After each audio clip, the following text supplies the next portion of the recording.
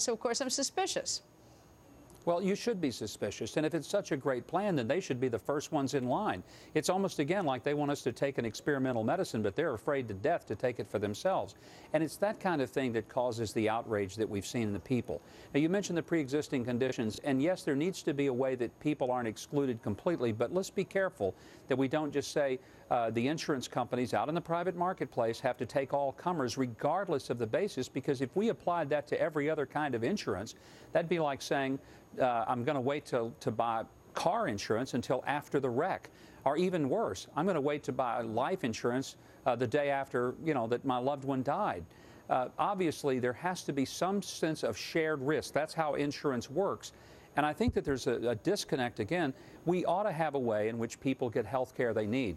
But there ought to have to be shared responsibility. And if you choose not to have insurance, then you're going to have to pay for your own illnesses. And if it means we do a means test and we find out your assets and say, look, you chose to buy a car and have all the channels on cable TV and buy front row concert tickets. Your neighbor was buying health insurance. You don't get yours after the fact, and then just pay a little $325 fine while your neighbor over here has been paying $700 a month for his insurance.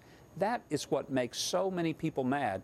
We are penalizing the responsible and we're rewarding the irresponsible. That's not something that Americans understand or agree with.